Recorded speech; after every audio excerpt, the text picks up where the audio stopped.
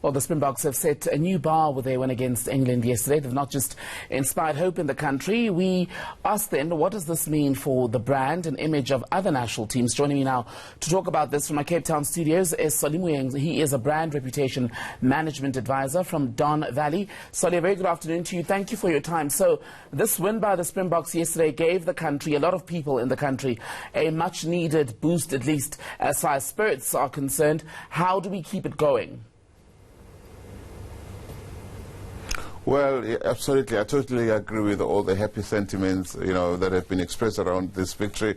How do we keep it going? Look, this is just one bit of a big ecosystem of what needs to be done to make South Africans continuously happy, satisfied that they have the kind of country that they want to live in. So we should keep the happiness going. It has shown us that we can do something. We can unite around a project, hold hands across all historic divides, and be happy together and celebrate together. It's very good, but it's not enough, of course. We still want to know that we can be led by people who don't steal the money that we pay for taxes. We can be led by people who don't steal from us, who do the right thing, who don't abuse positions of power. All of that makes a country brand is a very complex system, because it's not just sports, it's not just church, it's not just society, it's not politics, it's not business. All of these things must work together. If one of them works together, but say politicians continue stealing from us, politicians continue being arrogant, there are levels of impunity, people don't get jailed and persecuted when they commit crimes against us, this rugby is not going to be enough to keep society together. And I suppose what you're saying speaks to the point that it is really not realistic to expect that one event in sport would be what changes the entire mood of the country permanently, given that we are, as you're saying, living in a country where you've got issues with corruption, we've got bleak unemployment numbers. Just this past week, the finance minister saying growth has been forecast down, Moody's revising our credit outlook, so there is a lot to contend with.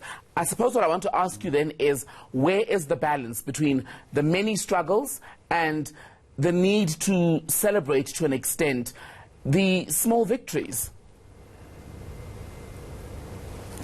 Look, it's important that we get reminded from time to time of who we are or who we can be as a country. It happened in '95, it happened in 2007, it's happening again now. We do really have what it takes as South Africans to be a truly amazing, unique country. But we can't keep the spirit up if other things that you mentioned in politics, in commerce, in society, keep reminding us, to keep pushing us back, as it were, pulling us back.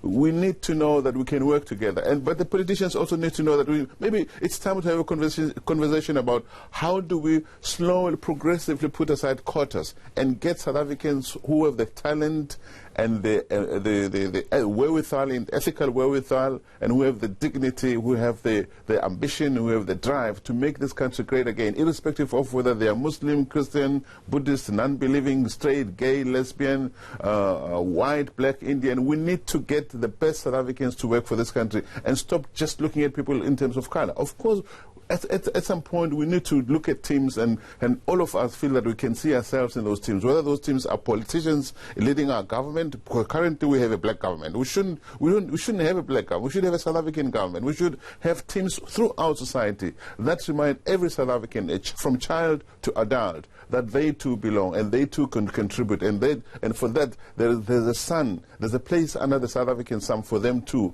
to make this country shine. Right now we're not there yet. So this game is just a reminder that we have what it takes to be that kind of society. But naturally then, Solly Moeng, given South Africa's history of hundreds of years of oppression, the reality is, at a racial level, it's going to take much more than this victory. It's going to take much more than just a year or 5 to get us to a place where, as you are saying, race is not as big a factor in how we view things. Well, certainly, but it doesn't. Look, if you think about it, we've had there 10 years of state capture, 10 years during which more than 500 billion rands were stolen from the system. 10 years of opportunity cost, during which a lot could have been done to advance the society. Of course, a lot of work needs to be done. But it's not fair that because we've lost 10 years, a white South African child who was born 10 years ago or 15 years ago must wait an additional 10 years. I have my daughter who's 15 years old. It means her 15-year-old white friend doesn't have the hope in this country that my daughter has simply because my daughter is black. It cannot be right. We need to have conversations that say, at what point do we embrace our fellow non-black South Africans and make them integrate them into the future? You know, it doesn't mean that in taking care of yesterday we have to lose tomorrow. We cannot lose tomorrow because of yesterday. We have to take care of yesterday, but we have to also make sure that as we build for tomorrow, we don't create other legacies that we're going to regret, that are pushing other South Africans out of the country, that are hurting the unity that we could be building together. So it's not an excuse because to say we've had 100 years of or 300 years of colonialism and apartheid, therefore we have to, for the next 100 years or 300 years, punish all white South Africans who were born yesterday. It doesn't make sense to me. I want to come in there, we have the uniqueness in Africa. I'm sorry to cut you off because we're running out of time, but I want to come in there and say the counter-argument to what you're saying would be that you're saying, yes, that your daughter would have a 15-year-old white friend who might feel left out of South Africa, but the reality is, and there is data to back this up from Stats SA and other organizations, that the majority, black South Africans, are still very much left out, even though there are interventions in sport, for example, like the quotas, even though there is BEE, triple BEE and affirmative action. The reality is the most disadvantaged South Africans in this country are still black.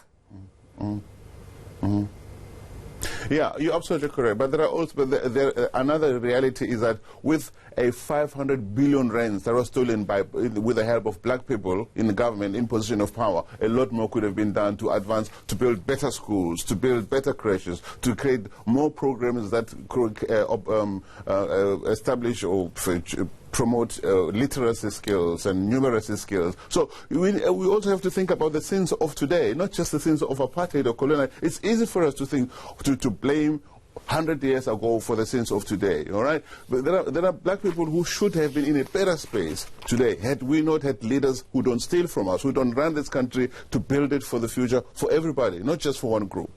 But systems are also not undone within the space of 25 years, which is what South Africa has had since the beginning of democracy. So you don't undo 300 years plus over 25. Would you agree? No, but you also don't steal 500 billion rands from the system. You don't also create tenders that go to your only political. We've had many conversations in this country about how business opportunities and job opportunities go to the people who are politically connected. And actually, not even just black people, but black people who are politically connected. There are many black people who are left out of the system because they are not politically connected. If you are connected, you get the stuff that you... So, of course, there's a lot of work to be done. What I'm saying is we have to take care of the legacy of colonialism and apartheid. We can't ignore it. But while doing that, we cannot also throw away tomorrow. We can't build a South Africa of black people only because of the hurt of yesterday. We have to learn from the past and not repeat mistakes that were made by others in the past and base everything on racial beneficiation. We should get all South Africans to be made to believe that they can make this country good again. The parents, the children of those white boys who played rugby yesterday must be felt that they too can make this country better without having to play in rugby. They can do other things. They can be accountants. They can be even aspire for political careers. They can be, leaders of business. They can be innovators of all kinds. The children, I'm talking about the children of the white men who played with Sia. Sia didn't win this cup alone. We can celebrate him all we want. It's a great thing, and I'm really proud of him. But he played with fellow South Africans who are white. Let's make these people and their children feel that they too have a place in this country. Let me come in there again, Solimuyeng, because you talk about the celebration of white players, and indeed we should celebrate the team as a whole. But the reality is you've had two other Springbok teams that were led to victory by white captains. Historically, the history of rugby has always been that it was previously the preserve of white males, young white males in this country. Even in this team that went to the World Cup, I'm sure on a numbers basis alone, it is still the white South Africans who are in the majority. You look at CEO numbers in this country, it is still the whites who are leading in terms of positions. You look at income per household, it is still our white counterparts who are leading. And yes, while it is important that we all indeed come together and build a South Africa for all, one would question why your concern at this moment is the well-being of the white South African who on paper and in reality is still miles ahead. No, look, the soccer teams in South Africa are black-dominated. Nobody's complaining. I'm not concerned just about the white people. I'm concerned, you're not understanding me. I think what I'm saying to you is that the rugby victory yesterday has shown South Africans across the board that we can celebrate this country, we can build this country, we can make this country the winning nation that it should be. So, but we can't do that if we only wait to celebrate those moments, to see that we have that capacity only when we win rugby matches. We have to do it through our society. Transformation has to happen. I'm not saying transformation shouldn't happen, but transformation, remember that when we transform, we're taking care of yesterday. But we should also transform to take care of tomorrow. So who are the South Africans? Read the preamble to the constitution of this country. It says all of us belong. Let us so use those inspiring words in our constitution to build a South Africa for all people, so that we can have these kind of celebrations that we had yesterday, that we're having today, not just in sports, not just in rugby. We should have them in athletics, we should have them in football, we should have them in politics, in business. We should have them through our society. But we can't do that if we don't deliberately build South African teams throughout the system that will make us proud to be of. All of us have a role to play, not just black people, white people, colored people, Indian people, the leadership in politics. Those people who have power in business, in politics, have a unique responsibility because of the history of this country to build a South Africa that will be a home for all of its people, not just one race. Solly Moeng speaking to us from our Cape Town studios this Sunday. Thank you.